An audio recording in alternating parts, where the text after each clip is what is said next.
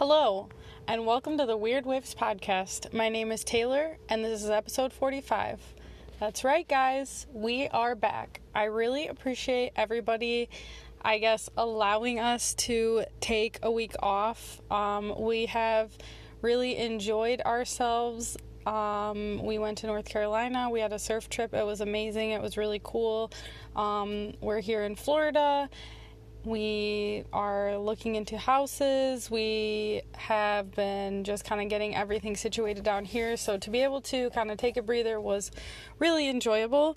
And we have some other really cool news to share with you. We officially yesterday got our trademark.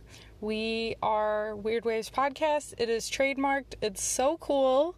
So that's super exciting for the podcast. And now that we're coming up to almost a year of doing podcasting, to know that we own everything and it belongs to us is a very cool thing. So on to this week's episode. This week's episode, we are talking to Vicki Durand. This is an incredible woman with an incredible insight into surfing from the early 60s.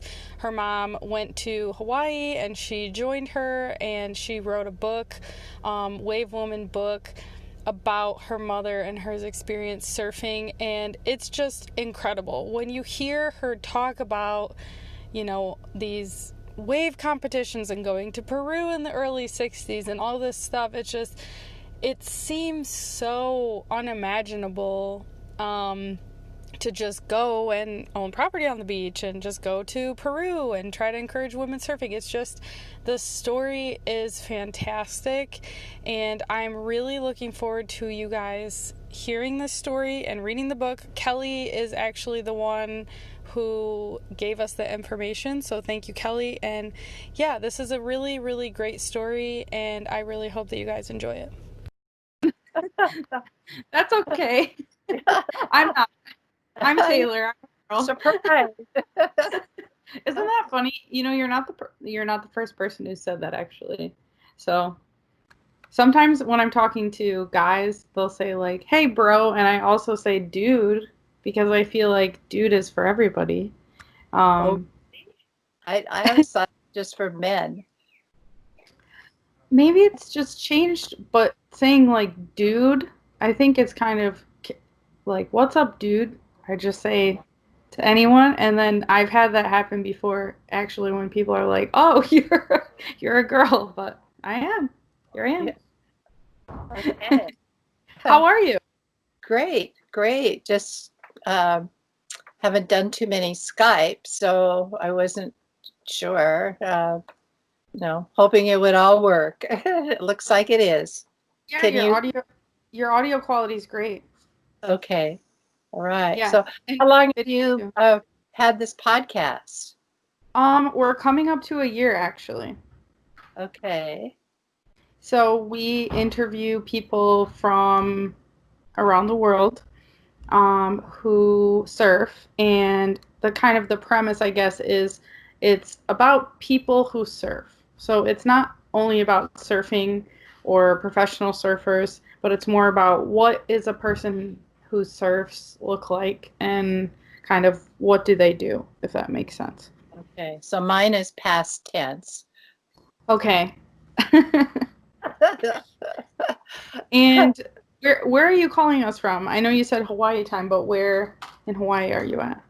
I live in Honolulu now, but my home is Makaha Beach. That's where that's where my mother built her. She was a pioneer surfer out there in the mid 50s, Mm-hmm. and built a house, and she lived out there for over 60 years. And so I was there off and on. I was there with her for her last 20 years. And that's what my Wave Woman, The Life and Struggles of a Surfing Pioneer is about. Her life and our life together. We surf together. And yeah. What was her cause for coming to Hawaii? Her sister was married to a man who was the superintendent of the leper colony at Kalapapa, Molokai. Oh my goodness. I had actually been invited. They didn't have any children, so when I was 12, they invited me to come and spend the summer with them. So mother put me on the plane, and I came over here in 1953. I spent the summer, fell in love with Hawaii, and went home and cried and moped until she came over the following summer to see what she was missing. And that was when she started surfing. She was 41 years old. And then she said, "You girls," we ended up spending this summer. She got a house. We did house sitting for some friends. Spent the summer. We all fell in love with it. And she said, "You girls want to move over?" And we said, "Yes." And so 3 months, she said, "We'll be on the plane the day after Christmas." And the day after Christmas of 1954, we moved over here and surfed. And so I was then about 15. And so we surfed together for 6 years, 6 or 7 years. And uh, it was great. Well, that's the whole story. I don't know how much you want me to tell you right now about it, but mother entered the Makaha International Surfing Contest. Was one of the actually, I think it was the first big international surfing contest. So it started in 1954 at Makaha Beach, and mother entered in 1956, took first place in the paddling and took second in the surfing. And one of the judges happened to be a Peruvian named Carlos Donier, who had built the Club Waikiki in Miraflores, Peru. And he was amazed by the women in the big waves at Makaha, and he invited a team there. In 1957, a mother was on the team, and they spent 6 weeks in Lima. I had to stay back because I was still in high school. She fell, and the Peruvians just were the magnanimous hosts. They took them into their homes and shared their beaches, and they fell in love with my mother, and my mother loved many of them, and they actually became lifelong friends that visited her at Makaha over the next 40 years. But when she came back from Lima in 1957, early 1957, she said, "You know, Vicki, if you can win the 1957 contest at Makaha, I think we can be invited back as a mother-daughter team." And so I did. I won in 57. And then I had to get out of high school. So in early 1960, we traveled to Lima as invited guests and surfed, went to the club, and none of the women surfed, and the men wanted the women to surf. So our job was to surf, hang out at the club, and make surfing look fun, feminine, and like something other women would want to do. So that was our job, and they treated us like queens. Are you still there? She's lost connection, I think. Slightly. Oh, hold on. Can you hear now? When did you lose me? So I heard bits and pieces of it, but if you could just repeat, the men of Peru wanted the women to surf, if I understood that. Right, at the Club Waikiki. They only the men surfed, and they wanted their women to surf. So our job was to surf, be around the club, and make surfing look feminine and fun and like something they wanted to do. So that's what we did for 6 weeks, and it was great. They treated us like queens. I'm just moving because I think I'm not close enough to, I think it's me. I don't think it's you. I think my computer wasn't close enough to the router. So let's see. There we go. Can you see me clearly? Yes. Can you Oh, see me? good. Okay. Yes, I can, and I can hear you better now too. So you were treated like queens Means, because they had parties and dinners and receptions, and yeah, they were just so wonderful. And I was 18, so it was really fun. when I bet, Yeah. and to start traveling at such a young age must have been such an incredible experience. Right. And Peru in 1960, this club was only for the rich and elite of Lima. So Hmm. it was when there really were the haves and the have-nots, and so it was just opened a whole new way of living and lifestyle and the archaeology. We traveled. We went up to Machu Picchu and took the second highest railroad in the world. And then later on, I went to the Amazon by myself, Iquitos. And yeah, it was fun and interesting and a life-changing experience, actually. I'm sure. How often did you return back to that specific club? Was it like an ongoing relationship, or was it more of like a one time? I only went once. Hmm. We had tickets to go a few years ago, and my husband fell down, and so we had to cancel. So I've never been back. I still have hopes of maybe going there with the book, although all of our friends are mostly gone now. But my mother went back and my sister went back. My sister ended up dating a Peruvian for many years. And we had a very close relationship with these people from the club. Then they came to Hawaii. So I have some great pictures. I can only imagine. That's just you can picture it in your mind the way that you're describing it. So it just sounds so incredible. So from surfing at such a young age, did you find that you picked it up really quickly? I mean, went from living inland to winning at contests. It sounds like you were pretty good. Well, we surfed a lot at Makaha. Surfing was our life for many years. Like all we thought about, when could we go surfing again?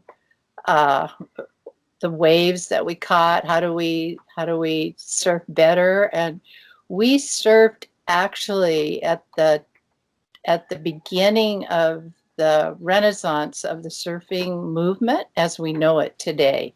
It was just starting, and Mother told me in 1957, she said, you know, Vicki, this is going to really be big, and you should take notes because one day you're going to want to write about it. Oh She had a wow. lot of she had a lot of insight. And I said, I am too busy living this sport. You take the notes. Unfortunately, when I wrote the book, I just had to get the old memory going. And I had a lot of pictures that helped Hmm. to write it. But we surfed, at Makaha, which is a pretty challenging wave. And we surfed with the early greats. And there weren't many people surfing, and for sure, not many women. So it was a great time. Fred Van Dyke, Buzzy Trent, Peter Cole, all the guys that first went to Makaha and rode the big waves. We we were friends, and we surfed, and then Mother bought a beach lot there. And we went there for a couple of years and camped out. We slept on the beach, or we made big fires, and we all got together at night and talked and told surf stories, and surfed. And Mother surfed every day at Waikiki when we lived in Waikiki. But in 1959, she left her marriage of 22 years and headed for Makaha and lived in an old rusty fishing Quonset with no hot water and hardly any cooking. We cooked on a Coleman stove, and it was very rugged. And she lived there for 7 months while she built her house next door, which was a prefab house. And then we moved into it when it was a shell and lived there for a couple of years before I went off on my way to college and marriage. And then I kept coming back over the years and then leaving. And then after graduate school, finally in to 1990, I returned and never left. It's always been my home. I love Hawaii. I'm a local at heart.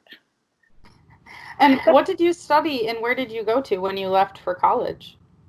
Well, I started at the University of Hawaii, which I had gone to a college prep school, a high school, which was the first private school west of the Rockies. It was started by the missionaries. And then I did maybe a year and a half at UH, and then I got married and had children. And when they were going to college, I lived in Southern California in Laguna Beach for many years, where I raised two daughters after 7 years of marriage as a single mother. And so when they went to college, I went back to Long Beach, Cal State Long Beach.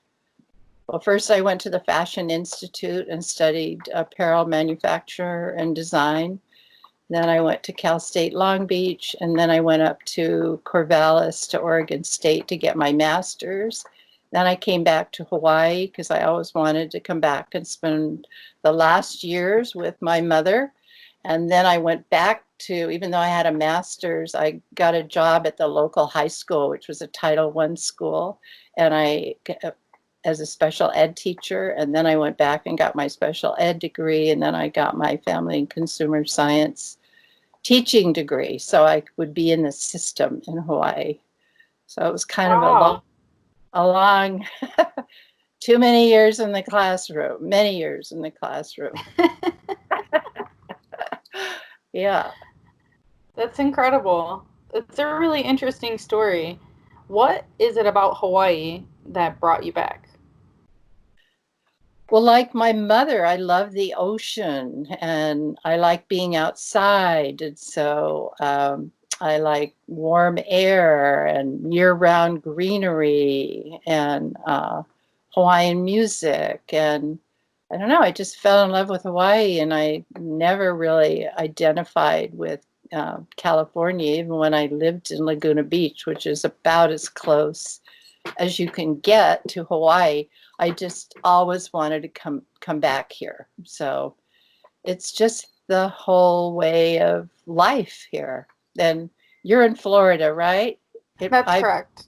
I've only been into the Miami airport on the way back from Lima. So I don't know Florida, but I have a couple of friends there, and I'd love, when this all settles down, I would love to go there and do some book talks and sell some books and meet some of the Florida surfers at the surfing museum. I've heard is there. So hopefully there'll be. And I have a daughter that lives in Wilmington who surfs. Oh, wow. That's awesome. Yeah. So I was supposed to go there in July, but I don't know. I think it's maybe a little early, but anyway. And then I have friends at the California Surf Museums, the one in Oceanside and the one in San Clemente and Huntington Beach.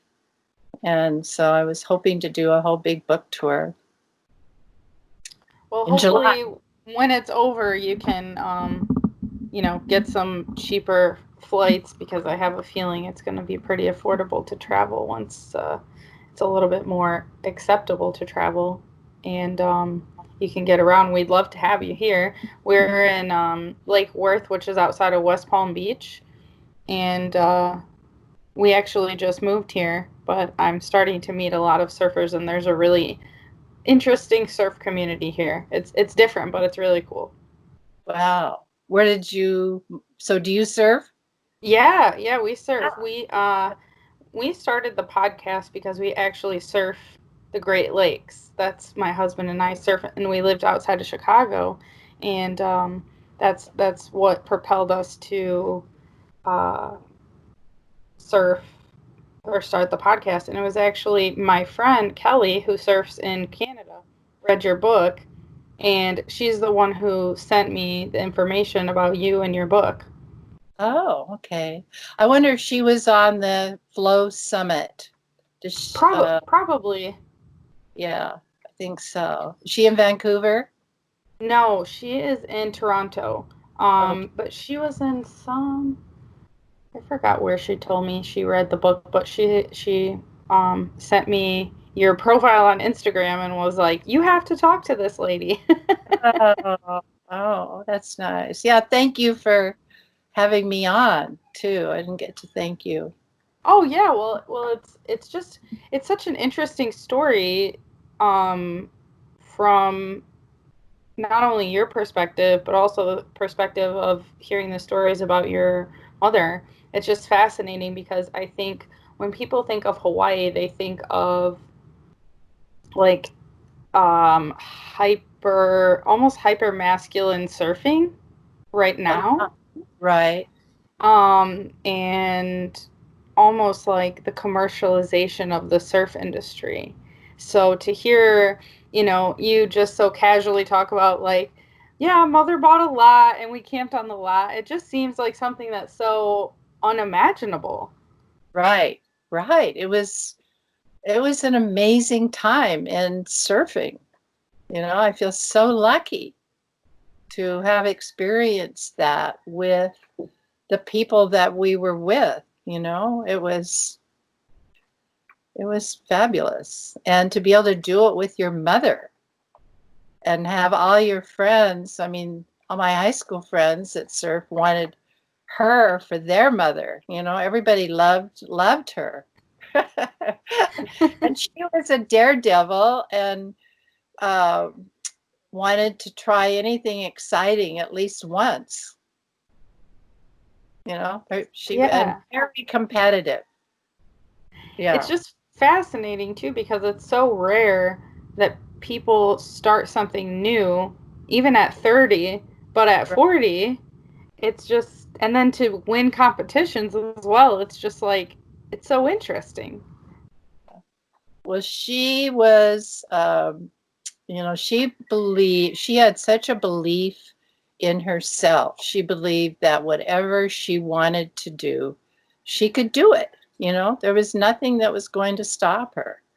And, but besides being an athlete, she was an artist. She could look at an animal and carve it. And I have this amazing little a man on a wave, a person on a wave with the wave breaking behind and the surfers in the curl.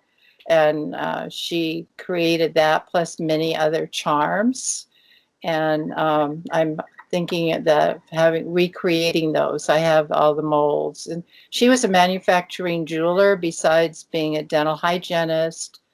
She was in the second class out of the University of Southern California in dental, with a degree in dental hygiene, which was a brand new profession in 1932.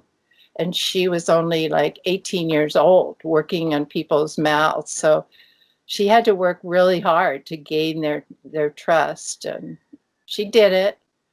So she did so many things. She was a horseback rider, and she bought some horses in a bar one night, and she she, she took up flying and flew in a glider before she knew really what she was doing, and crashed that at 65 feet. And while she was training for the 1936 Olympics, and so that ended that. But anyway, and she was a competitive swimmer in Santa Monica and skiing in Salt Lake before there were even ski lifts, where it took them half a day to sidestep up the mountain. She grew up in Salt Lake City, and she was the granddaughter of pioneers into Salt Lake. Brigham Young had recruited them from England, and they came into Salt Lake in wagons, and they were very accomplished and hardworking people. So she had good Sounds genes. like it. Yeah, I would say so. What having a mother like that, how does that affect the way that you see the world and the way that you live your life? Well, I'd like to be more like her. I certainly would like to be more like her, but writing the book has been such an amazing journey because she was a stoic, and she never shared any of her heartaches or troubles or any of her unhappiness with me or with anybody. So when I wrote the book, I found I've been writing for a year and a half, and I thought, why didn't I ask more questions? What was she thinking? What was she going through when my father was doing all this really weird stuff? And the only way I could tell is I found, after writing for a year and a half, I found a old cardboard box out in our garage, and it was up on a shelf, and I wrestled it off, and there was an autobiography that she had written from maybe age 3 to 24, telling, oh my God. telling about growing up, and she claimed that she'd never marry, but my father came along and swept her off her feet and blah, blah. So she eloped with him after only knowing him for like 2 weeks.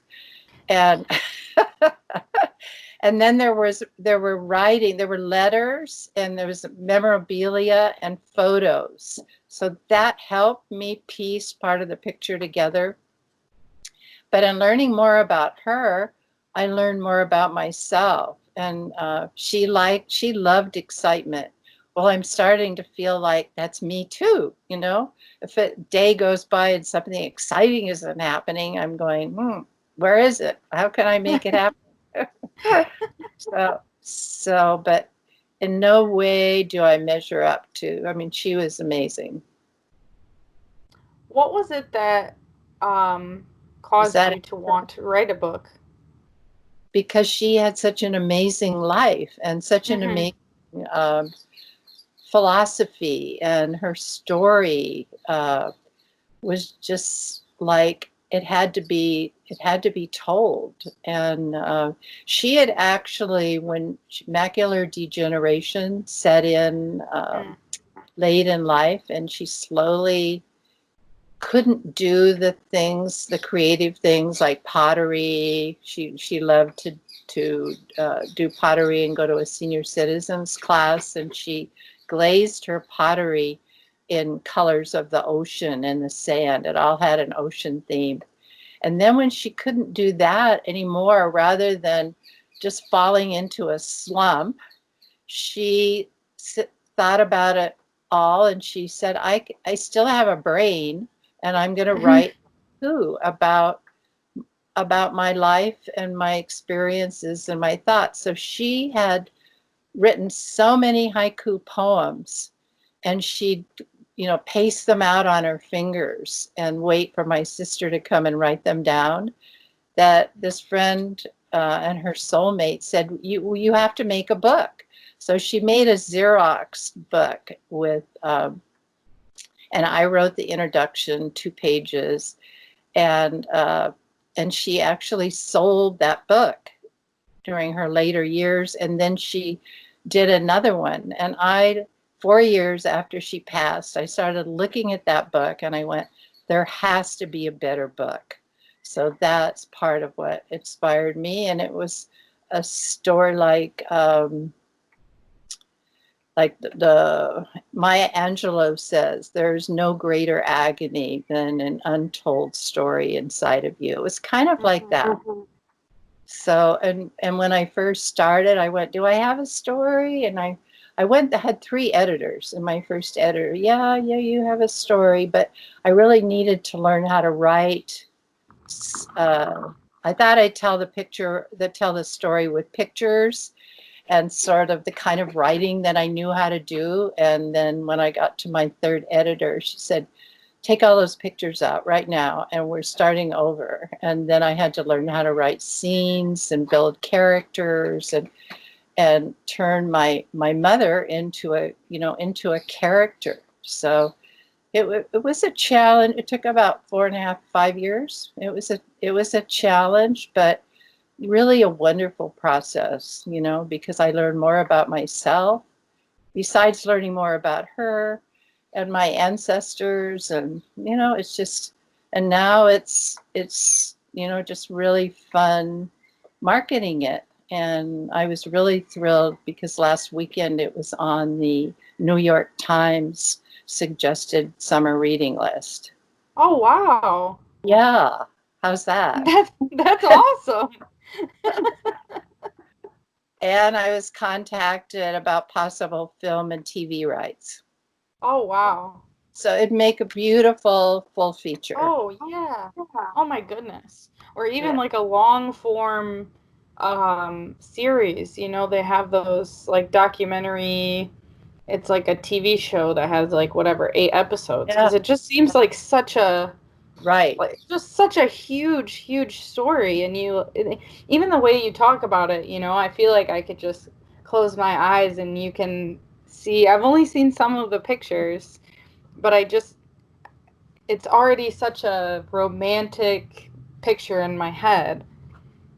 Yeah. Yeah. And she had some wonderful adventures. What types of things did you do to get to learn how to write? And what was that process like?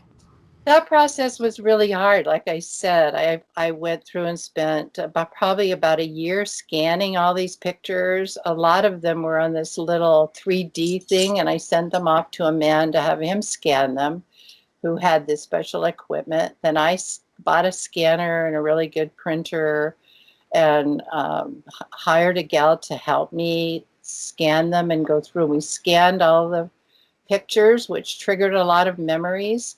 And then I carefully, maybe 2.5 years later, I inserted the photos into the text very carefully, a long process. And then when I got to my third editor, Connie Hale, who is from Hawaii, the first thing she said was, take all those pictures out of there right now. We're starting over with, and those adjectives that you have, we're so then we went back and started over, and then it was probably another 1.5 years till we finished it. And When you building characters, thinking back to my father, dealing with my sister and her, how she fit into the story, and the parts of the family that might not be so functional. Just dramatically.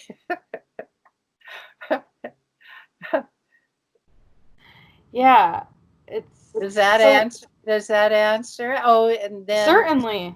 Yeah, then Spark Press is a hybrid publisher. Okay, So what does that mean?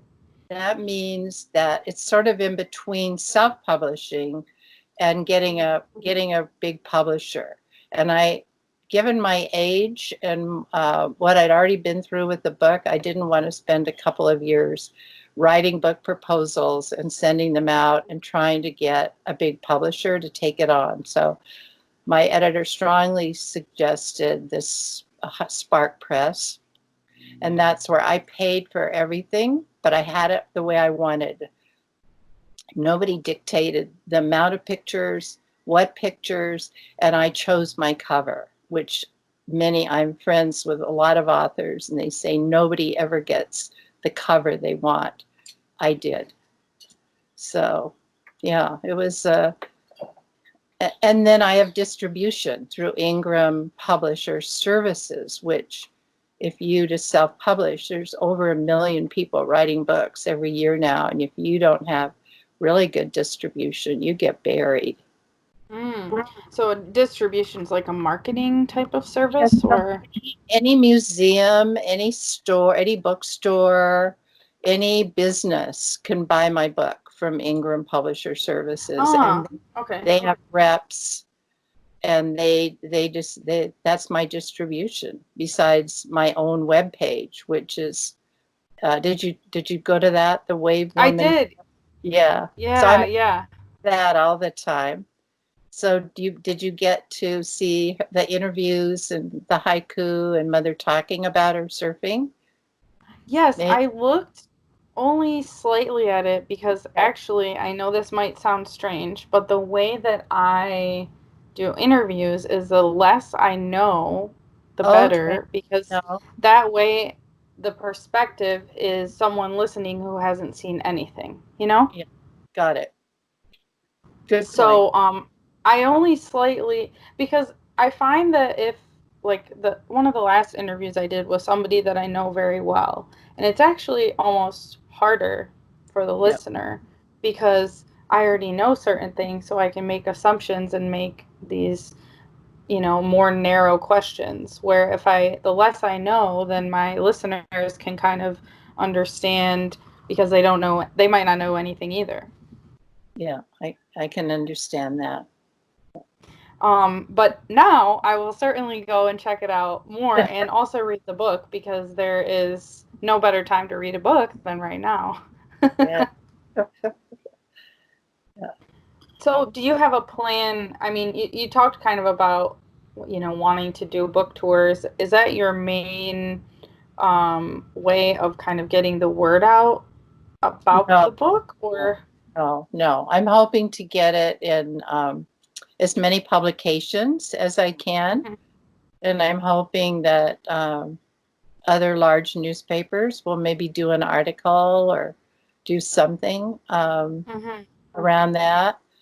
I was going to have a book talk in North Carolina last month, I think April, and New York City at Pilgrim Surf, the surf shop there, and go up to Long Island. So, but that all got canceled. No, not necessarily. I'm looking at having it translated into other languages, Mm-hmm. meeting with the Japanese translator in the next days to see about that. And I'm hoping to get into Spanish and French, you know, Yeah, that's and awesome. market it in like through these podcasts and radio shows or whatever, TV. I mean, if the Olympics had been on, it would have been so perfect, to get more TV and more coverage. That, Absolutely. that and the virus has made it like I had to do my book launch on over the internet rather than a party with wine and all of that. Mm. Yeah, Yeah, that makes it complicated for sure. But hopefully when things open up you can have, like a celebration of yeah, some kind. yeah. It's yeah, it's just so I just love stories like this. To take the time to sit down and write down your legacy and your mother's legacy together, and then you are the one in control of the story. I just think it's the self-publishing and the control aspect that you talked about. I just think that's so important, Right. and it makes it really unique. Yeah. Yeah. So you said that your personal surfing is past tens. When did you stop surfing? I stopped surfing a long time ago, but I did boogie boarding when I came Mm, back to Makaha. Um, so I stopped probably, well, when I lived in Santa Barbara, I surfed a little bit. And then when I lived in Laguna, I surfed a little bit down at San Onofre.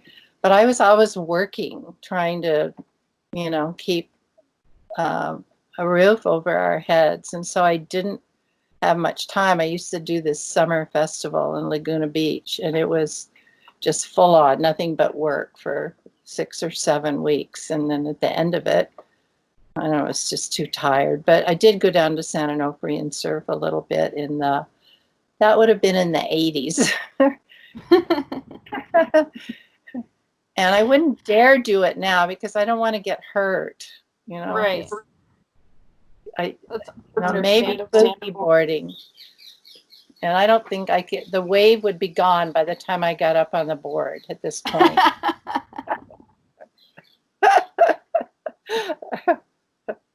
So is the property that you speak about so much in this, have spoken about so much in this interview, the beachfront property, is that still in possession of your family? My sister and I have it, and she lives out there. And then I have been doing some vacation rentals on my part of it. And so now we have the quarantine, but I have some people coming on Sunday that will stay maybe for 2 months. And it's a perfect place because we're right on the beach. You can go out and barbecue and do whatever. Yeah. So I rent it out. I'm on VRBO 382-710. But actually, short-term rentals, unless you have a license, have been made illegal in Hawaii. So it's... Oh, wow. Yeah, so it's kind of have to go to the longer term. But yeah, it's a beautiful piece of property. And they're like this valley. The ancient Hawaiians lived up there and farmed. And there's like a temple up there that was restored in the 50s. And then it's surrounded by 4,000-foot mountains. So it's very spectacular with this white sand beach and really clear crystal water. And in the 50s, there was hardly anybody out there. And then on past, the railroad used to go around Kaina Point. I have a map in my book.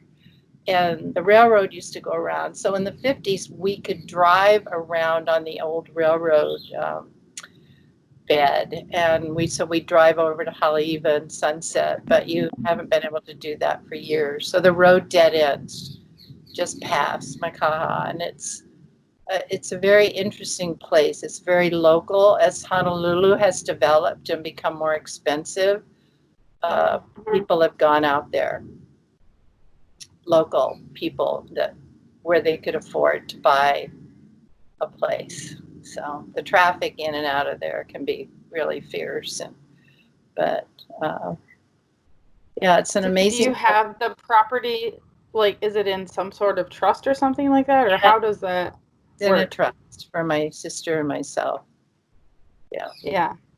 That's just incredible. I can't wait to look, and I can't wait to have the pictures posted so that when people are listening to this, then they can also put the visuals together with what we're talking about. All right. John Severson, who started Surfer Magazine. And no, I haven't contacted them because all I see in that magazine are men surfing. So but that's exactly why you need to be in there, I think. Exactly. So now I'm going to go back and get in touch with them. And then Surfer's Journal. Yeah. Over and over and over. And I'm just waiting for them to feel like they could put me in there and do a story. So, yeah, I'm hoping Surfer Girl out of London, I think, is doing something. And then Ocean Magazine in San Diego is a really nice free magazine that's North County, San Diego. And he's doing an article June and July. Yeah. Awesome. I will also post this. There's a pretty popular Facebook group. I'm not sure if you're a part of it. It's called Women Who Surf. Yes. And that's just been... Yeah, that's been really... I post a lot of... Like Vanessa started out of the Huntington Beach International Surfing Museum. I'm not sure who started it, to be honest, but I've been especially during quarantine, I've been very active during in that group.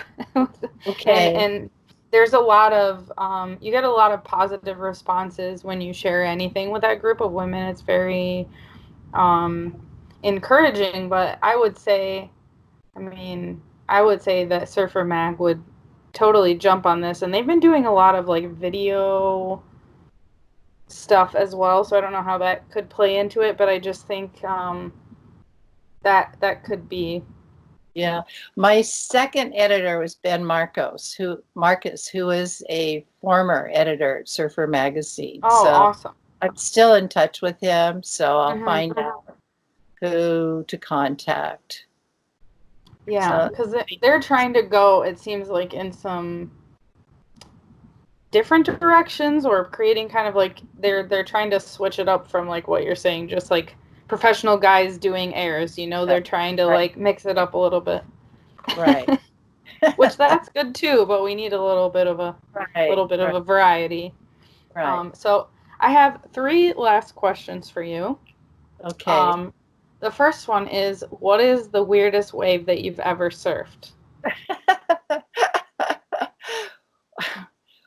Uh, I can't think of any of them as being weird. Makaha has a backwash that when you come in, you go through the backwash, and then there's a wave. It creates an actual wave that people ride back out.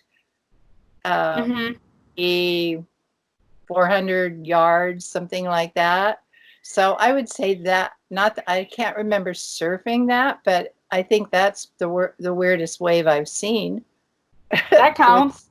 Yeah. Yeah, everybody defines a weird wave as different things, so that totally counts. The And back then, yeah, wave at Makaha Beach when it gets okay, big. Yeah. yeah. What is your biggest, we call it an oh shit moment, but like a big scare that you had while surfing? Okay. I was out at Makaha, and it was probably 10 to 12 feet. And so we were paddling out. I was with Buzzy Trent and Peter Cole. And so this huge set comes up out of the nowhere, and Buzzy starts screaming at me, and he'd like been my mentor because he was the big wave surfer of the day. Well, Peter was too. So Buzzy starts yelling at me, Vicky. I pushed through one wave, and then he said, let your board go. We didn't have leashes, but I could have just turned around and caught the whitewater as long as I had my board. Let your board go. Get rid of your board. So I got rid of my board foolishly. And then a couple waves came. And then by about the third wave, I was really having trouble staying up above the foam because I was so tired, and, the foam was so thick. And luckily, Peter Cole came and got me, or I don't know what would have happened. And I got on his board. So that was my oh shit moment. That's a big one. No leashes. I forgot that's, Yeah, we had man, no, that was like 80s, right? no, the 50s. No, I mean 80s is when leashes came out. Yeah, probably. Yeah. Yeah. I'm Yeah. like, No, oh we my had some God. long swims.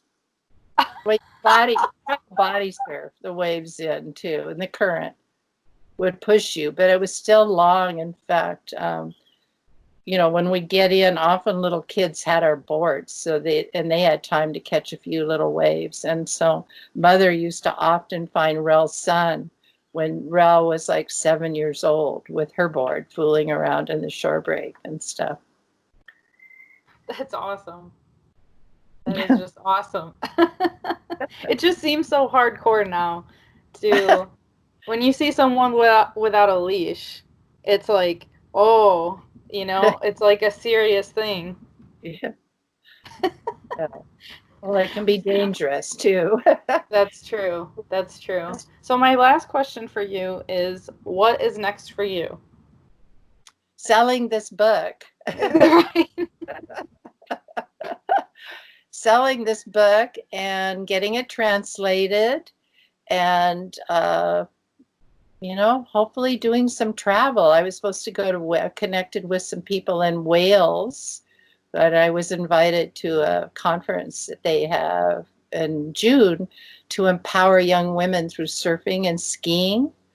And I was invited there. So I won't be doing that this year, but since my mother was a Pembroke, and we think the roots go back to Pembroke Castle, it would be really fabulous. I'd love to go to Wales and England and maybe Japan, do some travel. I don't know if it's a possibility. And a film, of course, would be the highlight of everything, and that people all around the world can read this book and learn about this story, and sell 1 million+ copies.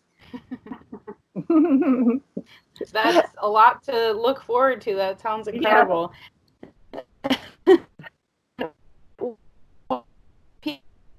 Uh-oh.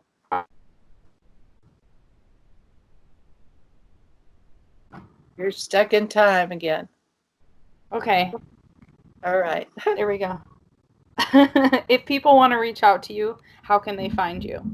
wavewomanbook.com. Okay. Or it's wavewomanbook@gmail.com is my email.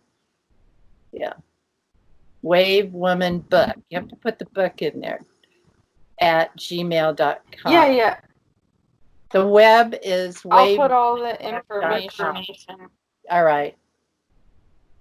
Yeah. I think I'd love to hear from people how they like the book. And I can always use, if you buy it on Amazon, the more Amazon reviews, the better.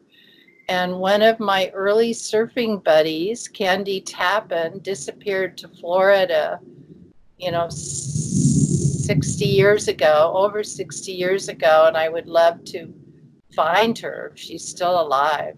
We surfed every day key together. What's her name?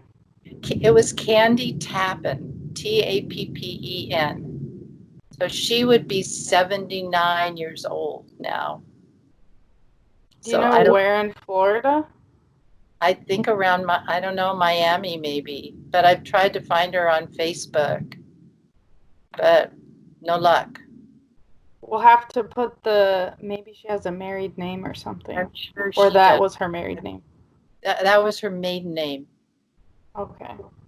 Yeah, we were in ninth grade. We were in ninth grade, and we spent every day at Waikiki, and had a lot of fun. And then her parents moved to Florida. Wow. Did she have any brothers or sisters? I think she was an only child. That makes it harder almost, because if she had a brother. Yeah, I know. The only way would be Social Security. I've heard you can write to the Social Security. Oh, really? Administration, yeah. But maybe she'll hear about me through this book if she's still alive and get in touch. That would be awesome. We'll put it out there too if anybody knows. And that's so interesting. That would be if that is what comes from all of this, that would be really incredible. I know. It's been really fun hearing from classmates who have been missing for 30 years, 40 years, and hearing from them and having them buy books and, applaud me. So it's been a great joy. That's awesome. Thank you. Yeah, I hope to meet you one day.